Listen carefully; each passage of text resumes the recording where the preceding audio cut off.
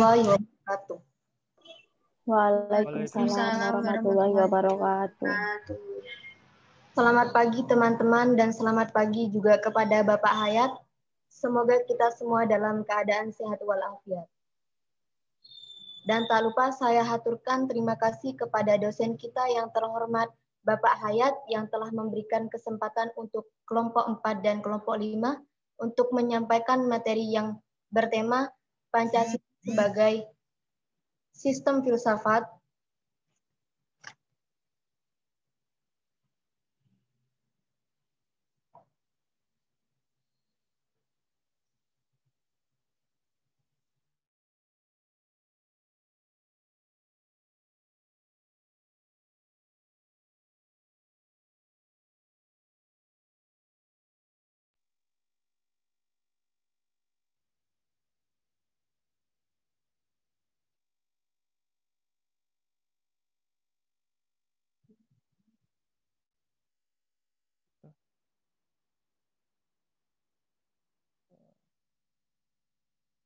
Perkenalkan, nama saya Anang Dwi Susanto.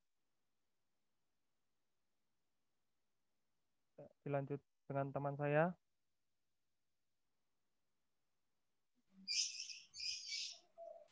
Perkenalkan, nama saya Mita Lairatul Farida.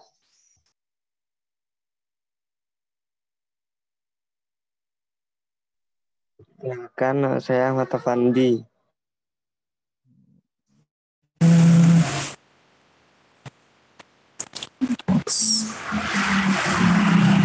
Next.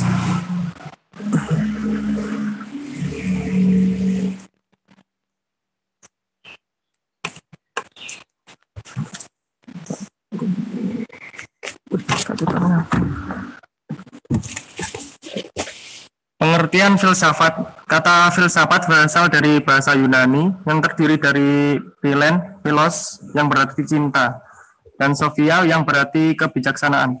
Secara etimologis, filsafat berarti cinta kebijaksanaan, love of wisdom. Pengertian filsafat secara terminologis dapat ditegaskan bahwa filsafat adalah ilmu pengetahuan yang menyelidiki dan memikirkan segala sesuatu secara mendalam dan sungguh-sungguh, serta radikal sehingga mencapai hakikat segala situasi tersebut.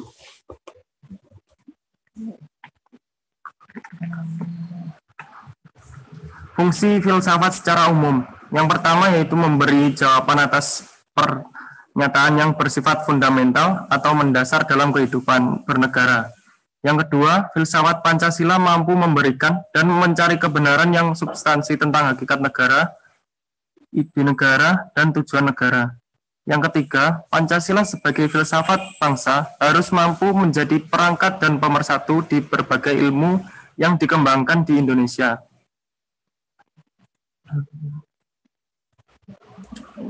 Pengertian filsafat Pancasila. Filsafat Pancasila dapat didefinisikan secara ringkas sebagai refleksi kritis dan rasional tentang Pancasila sebagai dasar negara dan kenyataan budaya bangsa, dengan tujuan untuk mendapatkan pokok-pokok pengertiannya yang mendasar dan menyeluruh.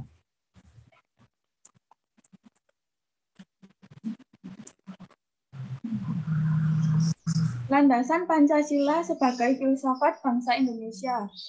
1. Landasan ontologis Pancasila. 2. Landasan epistemologis Pancasila. 3. Landasan ontologis Pancasila.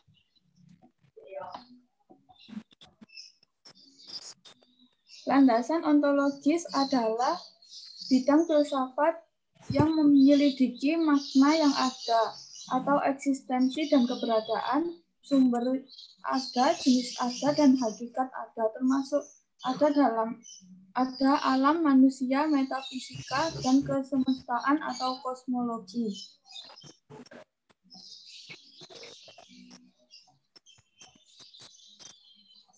Landasan epistemologis.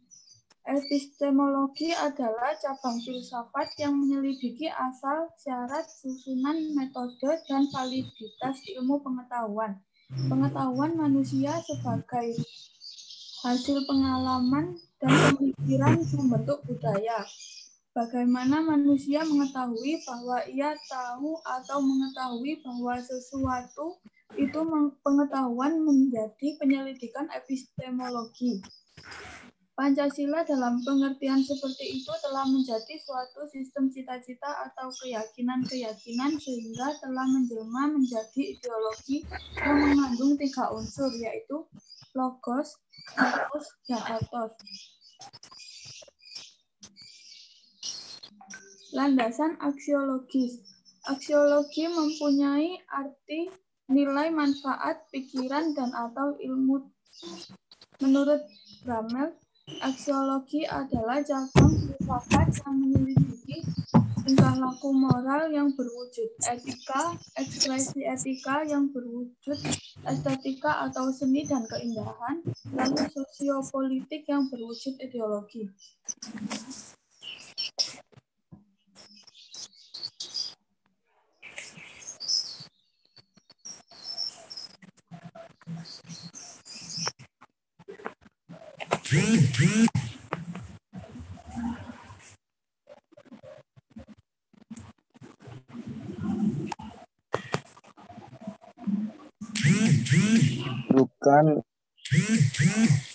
Kedudukan dan pandangan Pancasila sebagai sistem filsafat.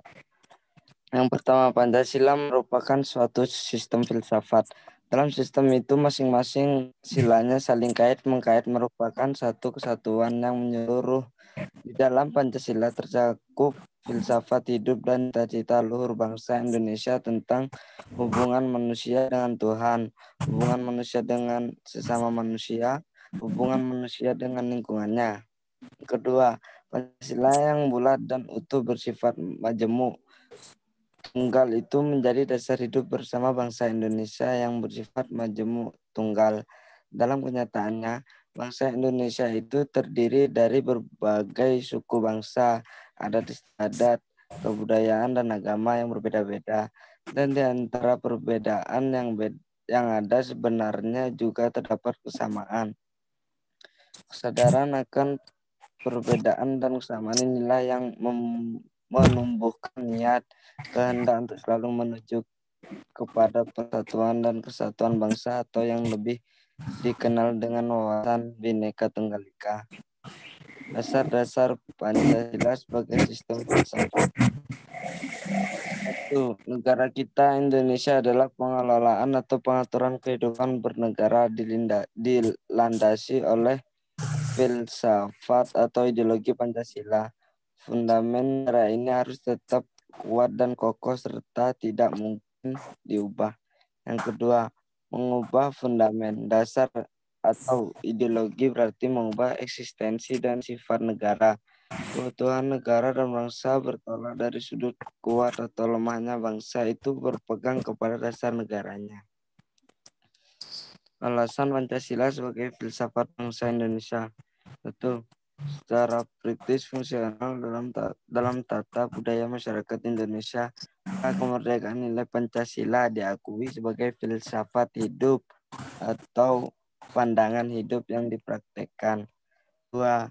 Cara format konstitusional, bangsa Indonesia mengakui Pancasila adalah dasar negara atau filsafat negara. 3. Secara psikologis dan kultural, bangsa dan budaya Indonesia sederajat dengan bangsa dan budaya manapun. 4. Secara potensial, filsafat Pancasila akan berkembang bersama dinamika budaya. Filsafat Pancasila akan berkembang secara konsepsional, kaya konsepsional dan kepustakaan secara kuantitas dan kualitas.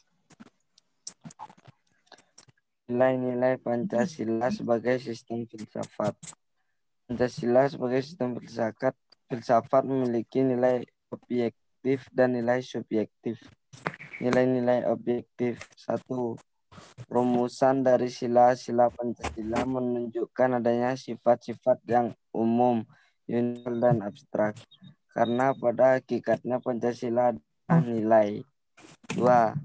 Inti nilai-nilai Pancasila berlaku tidak terikat oleh ruang. Artinya keberlakuannya sejak zaman dahulu, masa kini, dan juga untuk masa yang akan datang. Untuk masa Indonesia boleh jadi untuk negara lainnya secara eksplisit tanpa dalam adat istiadat, kebudayaan, tata hidup kenegaraan, dan tata hidup beragama. Ketiga, Pancasila yang terkandung dalam pembukaan UUD 1945 memenuhi syarat sebagai pokok kaidah negara yang fundamental, sehingga merupakan suatu sumber hukum positif di Indonesia. Nilai-nilai subjektif. 1. Nilai Pancasila timbul dari bangsa Indonesia itu sendiri. Nilai-nilai yang terdapat dalam Pancasila merupakan hasil dari pemikiran, penilaian, dan refleksi filosofis dari bangsa Indonesia sendiri. 2. Nilai Pancasila merupakan filsafat bangsa Indonesia. Pancasila sebagai pandangan hidup bangsa Indonesia menjadi pedoman bangsa untuk mengatur aspek kehidupan berbangsa dan bernegara, sekaligus menjadi cermin jati diri bangsa yang diyakini sebagai sumber nilai atas kebenaran, keadilan, kebaikan, dan kebijaksanaan dalam kehidupan masyarakat, berbangsa, dan bernegara. 3. Pancasila merupakan nilai-nilai yang sesuai dengan hati nurani bangsa Indonesia karena bersumber dari kepribadian bangsa, sehingga dalam perjalanannya akan selaras dengan nilai-nilai Pancasila. Terima kasih.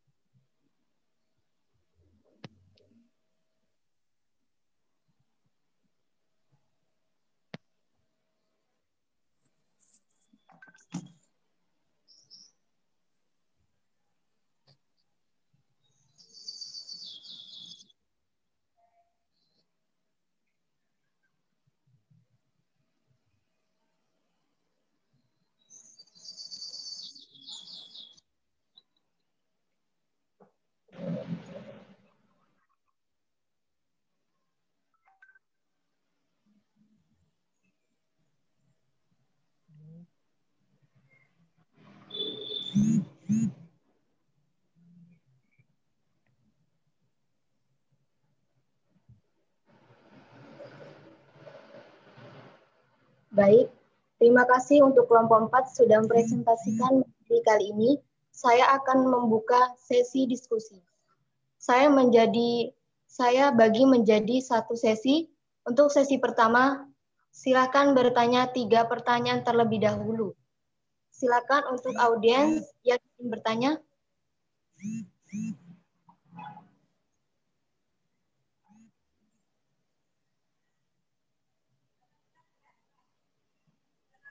Izin Mbak Moderator, saya mau bertanya. Baik, silakan sebutkan nama dan MPN.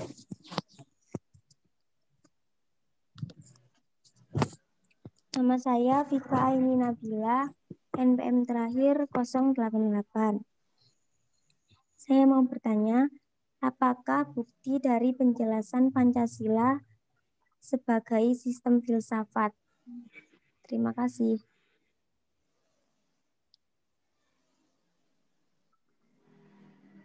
Baik, pertanyaan selanjutnya.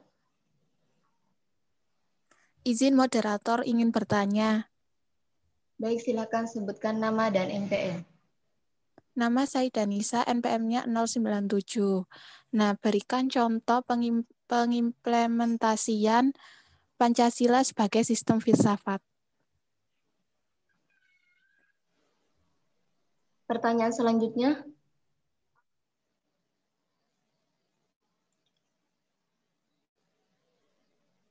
Saya ingin bertanya. Baik, sebutkan nama dan MPN. Nama Rakayudan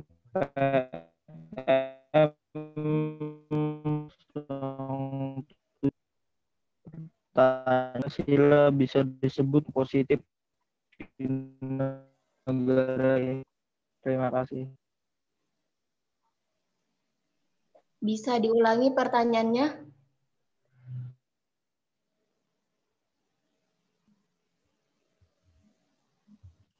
Mengapa Pancasila bisa disebut sebagai dasar hukum positif di Indonesia?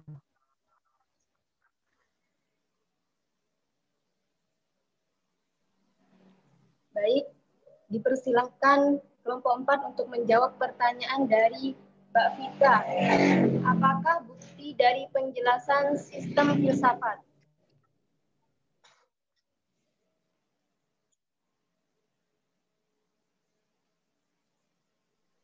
Baik, saya ulangi.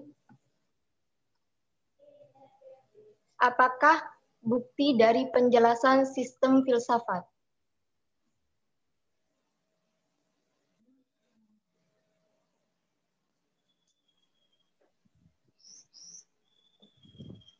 Baik, saya akan mencoba menjawab pertanyaan dari Mbak Vika, bukti Pancasila sebagai sistem filsafat.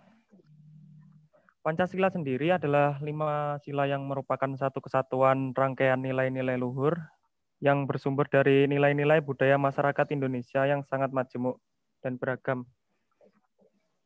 Dalam artian Bhinneka Tunggal Ika, objek materi filsafat sendiri adalah mempelajari segala hakikat sesuatu baik material konkret berupa manusia, binatang, alam, dan lain-lain. Dan hal-hal yang abstrak seperti nilai, ide, moral, dan pandangan hidup. Pancasila sebagai sistem filsafat sendiri yaitu suatu kesatuan yang saling berhubungan untuk satu tujuan tertentu, saling berkualifikasi yang tidak terpisahkan satu dengan yang lainnya. Jadi Pancasila, bukti Pancasila pada dasarnya yaitu satu bagian atau unit-unit yang saling berkaitan satu sama lain dan memiliki fungsi serta tugas masing-masing, tetapi saling melengkapi. Misalnya, ketika kita mengkaji sila kelima yang berbunyi keadilan sosial bagi seluruh rakyat Indonesia, intinya kan keadilan, maka harus dikaitkan dengan sila-sila yang lainnya, seperti sila pertama, yaitu berketuhanan yang Maha Esa, dan sila kedua, kemanusiaan yang adil dan beradab, yang inti dari sila keduanya yang berperi kemanusiaan. Kemudian juga harus dikaitkan dengan sila ketiga yang intinya persatuan. Dari semua sila tersebut saling melengkapi, tidak terpisah sebagai sistem filsafat. Buktinya jadi begitu, saling melengkapi gitu ya. Mungkin ada yang menambahkan dari teman-teman kelompok atau audiens yang lain. Silakan.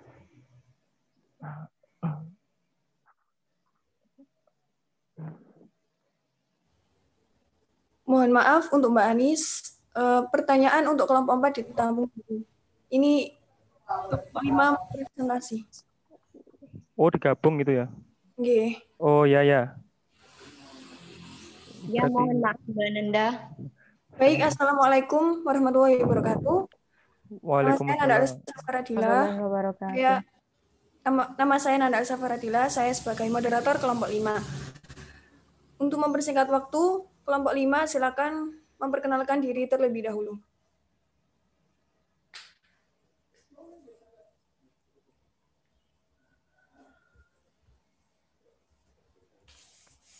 Perkenalkan, Nayuda Karisma. Perkenalkan, nama saya Muhammad Malik Hasan.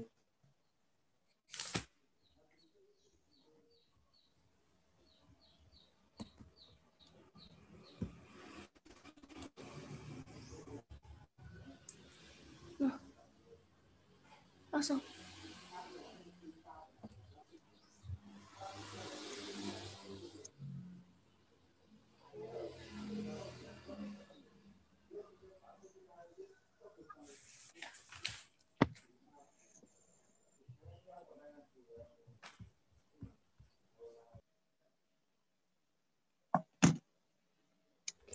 Baik, untuk kelompok 5, langsung saja mempresentasikan materi tentang Pancasila sebagai sistem etika politik. Ya, yang pertama pengertian etika. Pengertian etika secara kebahasan atau etimologi berasal dari bahasa Yunani adalah ethos yang berarti watak, kesusilaan atau adat kebiasaan. Biasanya etika berkaitan erat dengan perkataan moral yang berarti juga adat kebiasaan atau cara hidup seseorang.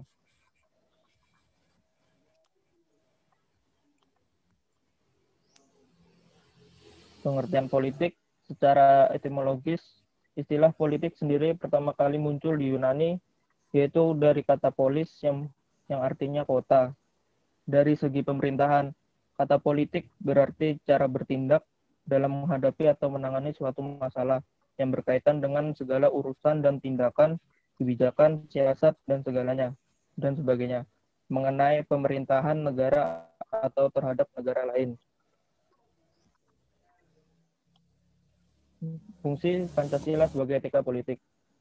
Etika bagi kehidupan kenegaraan, sebagai alat untuk mengatur tata tertib hidup kenegaraan, memberikan pedoman yang merupakan batas gerak hak dan wewenang kenegaraan, menampakkan kesadaran kemanusiaan dalam bermasyarakat dan bernegara.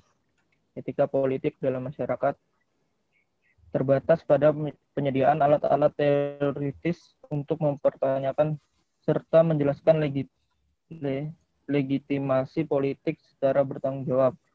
Jadi, tidak berdasarkan emosi, prasangka, dan a priori, melainkan secara rasional, objektif, dan argumentatif.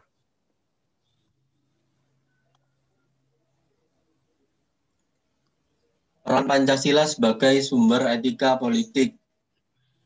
Pancasila tidak hanya merupakan sumber derivasi peraturan perundang-undangan, melainkan juga merupakan sumber moralitas terutama dalam hubungannya dengan legitimasi kekuasaan, hukum, serta kebijakan dalam penyelenggaraan negara. Untuk memahami dan mendalami nilai-nilai Pancasila dalam etika berpolitik itu semua terkandung dalam kelima sila Pancasila, yakni sila pertama merupakan sumber nilai moral bagi kehidupan kebangsaan dan kenegaraan. Berdasarkan sila pertama, negara Indonesia bukanlah negara teokrasi yang mendasarkan kekuasaan negara pada legitimasi religius. Sila kedua, bangsa Indonesia hidup secara bersama dalam suatu wilayah tertentu dengan suatu cita-cita serta prinsip hidup demi kesejahteraan bersama. Selain itu, asas kemanusiaan juga merupakan prinsip dasar moralitas dalam penyelenggaraan negara. Sila ketiga, persatuan pecah-pecah. Persatuan punya bermacam-macam corak yang beraneka ragam menjadi satu kebulatan. Sila ketiga ini mencakup persatuan dalam arti ideologis, politik, ekonomi, dan sosial budaya. Sila keempat, negara berasal dari rakyat dan skala kebijaksanaan dan kekuasaan yang dilakukan senantiasa untuk rakyat. Maka dalam pelaksanaan politik praktis, hal-hal yang menyangkut kekuasaan legislatif, eksekutif, serta yudikatif, konsep pengambilan keputusan, dan pengawasan serta partisipasi harus berdasarkan legitimasi dari rakyat. Dan sila yang terakhir adalah sila kelima, negara Indonesia adalah negara hukum. Oleh karena itu, keadilan dalam hidup bersama merupakan tujuan dalam kehidupan negara. Baik, terima kasih untuk kelompok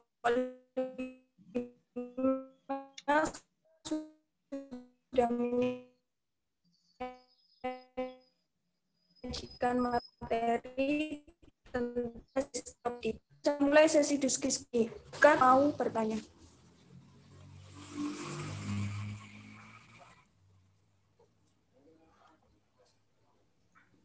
Moderator izin bertanya.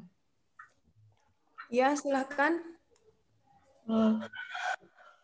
Nama Firdausi Maulidia, NPM 079, ingin bertanya prinsip-prinsip dasar etika politik kontemporer.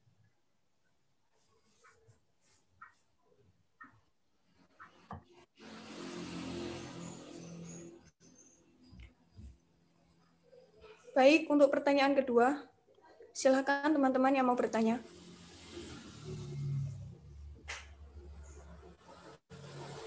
Izin moderator mau bertanya. Ya, silakan. Nama Muina Safitri, NPM 095. Saya mau bertanya, dasar hukum etika politik dalam kehidupan berbangsa dan bernegara itu apa?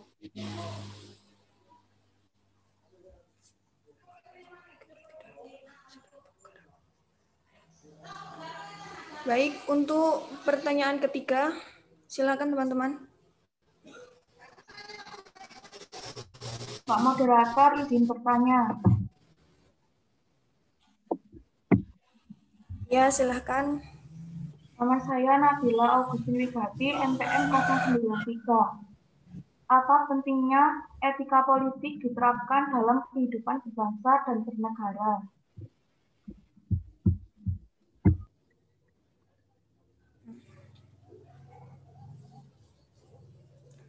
Baik, terima kasih atas pertanyaan untuk kelompok 5. Silakan kelompok 4 untuk melanjutkan sesi pertanyaan.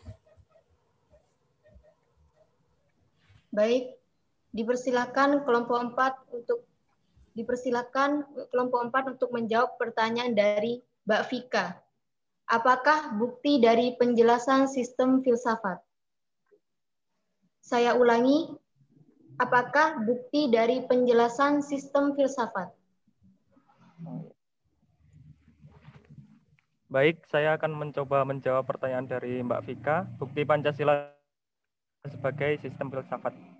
Objek materi filsafat sendiri adalah mempelajari segala hakikat sesuatu, baik material konkret, berupa manusia, binatang, alam, dan lain-lain, dan juga hal yang bersifat abstrak, seperti nilai, ide, moral, dan pandangan hidup.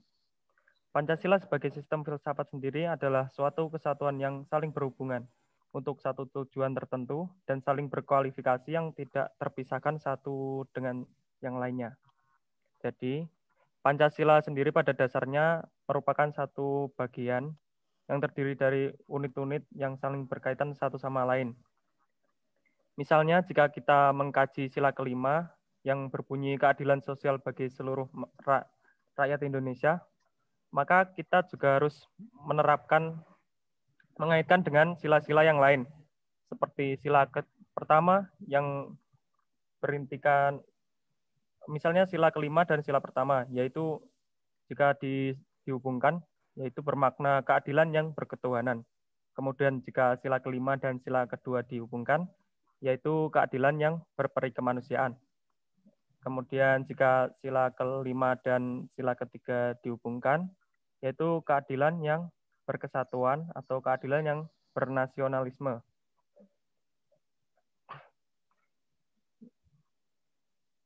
Cukup dari saya.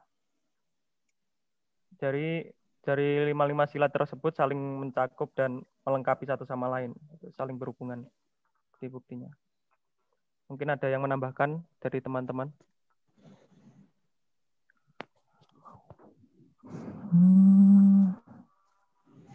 Apakah Mbak Vika sudah paham?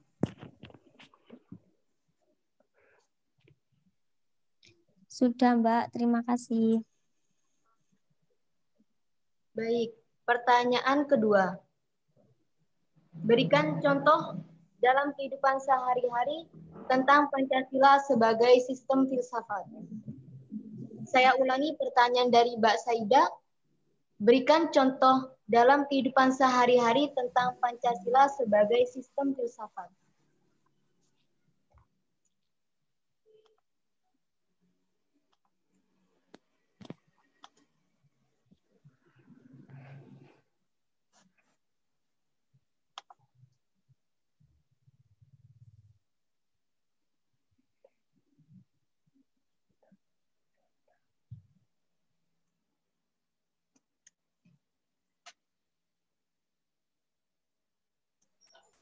Saya akan menjawab pertanyaan kedua, yaitu bagaimana contoh filsafat Pancasila dalam kehidupan sehari-hari.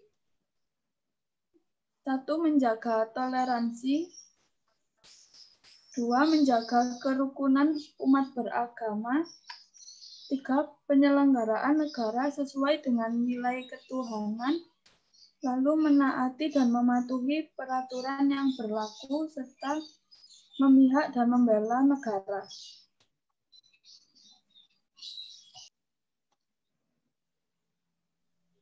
Apakah Mbak Saida sudah paham? Ya, sudah paham. Terima kasih. Baik, pertanyaan selanjutnya. Dari Kak Raka Yuda. Mengapa Pancasila bisa disebut sebagai dasar hukum positif di negara Indonesia? Saya ulangi, mengapa Pancasila bisa disebut sebagai dasar hukum positif di negara Indonesia?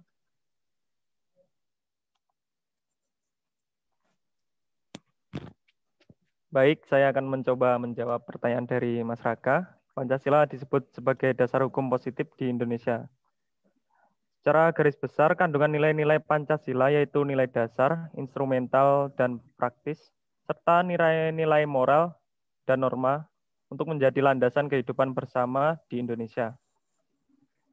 Nah, meskipun Pancasila terdiri dari 5 sila berbeda, tetapi saling melengkapi dan menjadi satu kesatuan sehingga dapat dijadikan sebagai pedoman kehidupan bersama dalam berbangsa dan bernegara.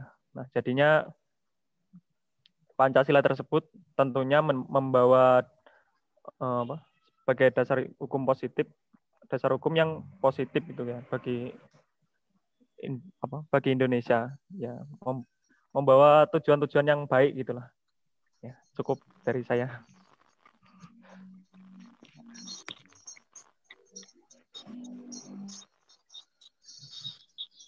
Apakah ada pertanyaan lagi untuk kelompok 4?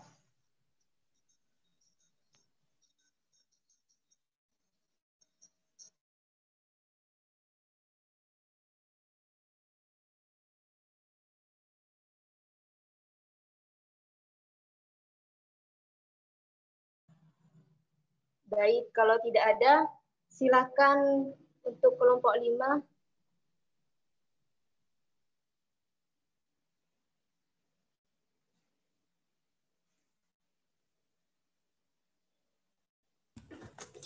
Baik, terima kasih untuk kelompok 4.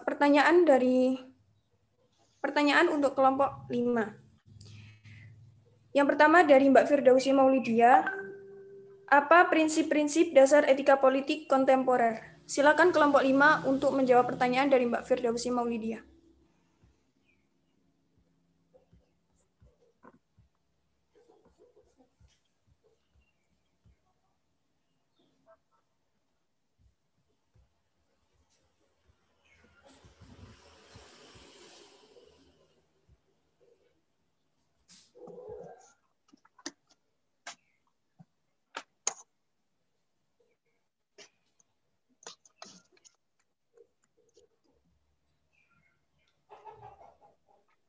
Saya ingin menjawab pertanyaan dari Mbak Wirda.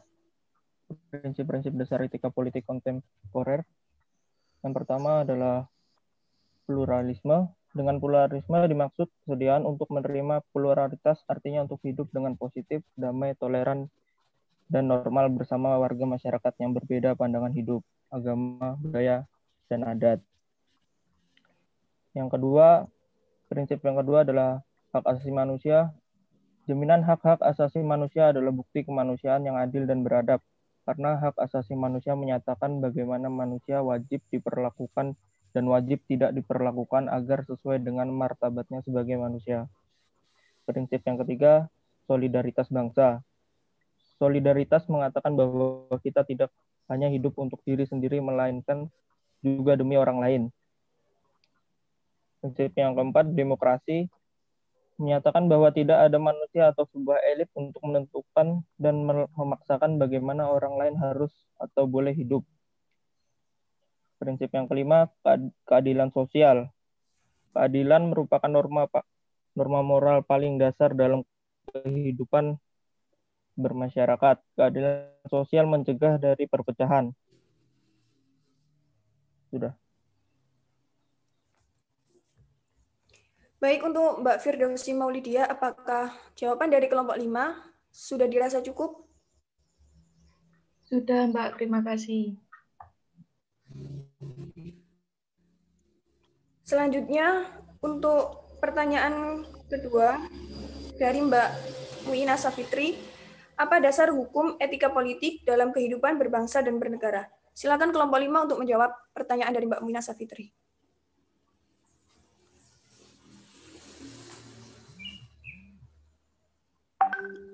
Saya akan jawab pertanyaan nomor 2. Dasar hukum etika politik dalam kehidupan berbangsa dan bernegara adalah Pancasila. Pancasila sebagai pandangan hidup bangsa juga menjadi sumber norma, nilai, kaidah, peraturan termasuk etika dan estetika. Karena setiap nilai Pancasila mengandung keseluruhan aspek tersebut. Nilai mengandung keseluruhan nilai-nilai tidak dapat dirautkan dalam setiap pelaksanaan sendi-sendi kehidupan. Oleh karenanya, Pancasila merupakan etika dalam segala aspek kehidupan seperti pendidikan, sosial, budaya, kegiatan ekonomi, termasuk etika dalam melaksanakan politik. Selain itu, setiap butir asas-asas Pancasila juga menjadi akar dan fondasi dalam membentuk suatu golongan, kelompok, organisasi, institusi, dan serikat.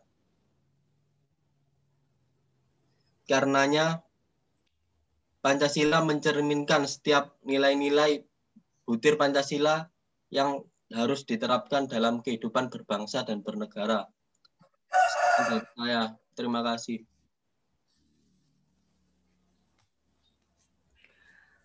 Untuk Mbak Muina Safitri, jawaban dari kelompok 5, apakah sudah dirasa cukup?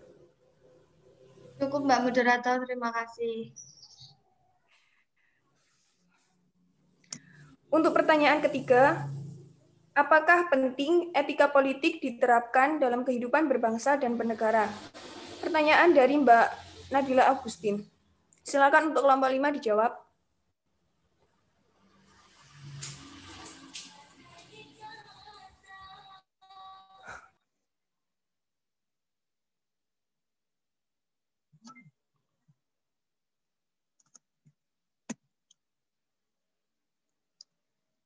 Boleh diulang sebentar, Mbak, pertanyaannya, Mbak. Pertanyaan ketiga, apakah penting etika politik diterapkan dalam kehidupan berbangsa dan bernegara? Etika politik penting diterapkan dalam kehidupan berbangsa dan bernegara karena dimaksudkan untuk mewujudkan pemerintahan yang bersih, efisien, dan efektif, serta menumbuhkan politik yang demokratis, yang bercirikan keterbukaan, rasa tanggung jawab, tanggap akan aspirasi rakyat, serta menghargai perbedaan dan jujur dalam persaingan. Kesediaan untuk menerima pendapat yang lebih benar, serta menjunjung tinggi hak asasi manusia, antara keseimbangan hak dan kewajiban dalam kehidupan berbangsa dan bernegara.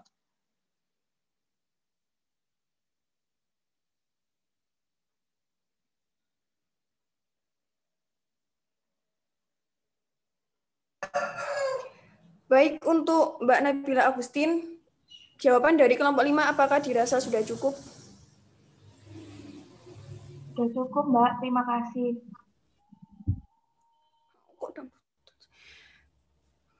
Baik, apakah ada pertanyaan lagi?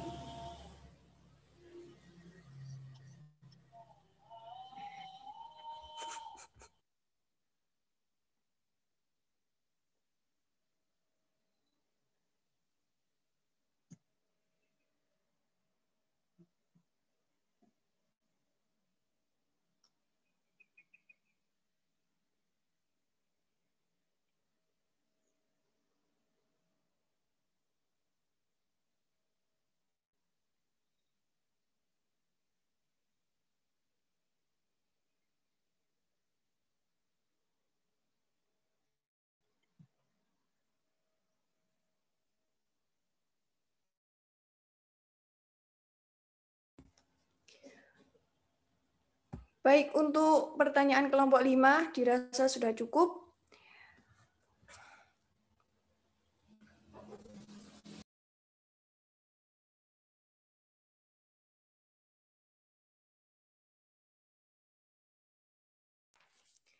Demikianlah presentasi kali ini yang membahas tentang Pancasila sebagai sistem etika politik.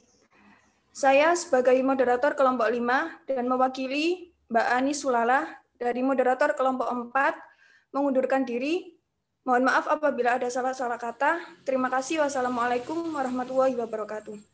Waalaikumsalam warahmatullahi wabarakatuh. Waalaikumsalam warahmatullahi wabarakatuh. Mungkin dari Pak Hayat ada tambahan. Oke, terima kasih kelompok 4 dan kelompok 5. Tadi sebenarnya diskusinya bisa diperpanjang gitu. Masa bertanya hanya 2 orang.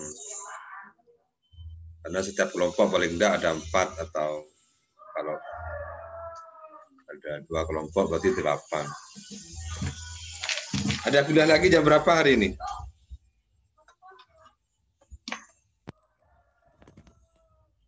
Ada kuliah lagi? Sore, Pak. Ada, Pak, sore. Sudah.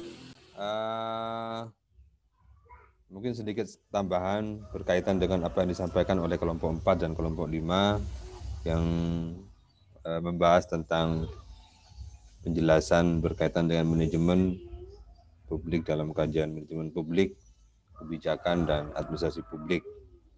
Di awal perkuliahan kemarin sudah saya sampaikan bahwa manajemen publik ini memiliki peran strategis di dalam pencapaian tujuan ruang-ruang publik, pemerintahan, pelayanan publik, kebijakan publik, dan seterusnya.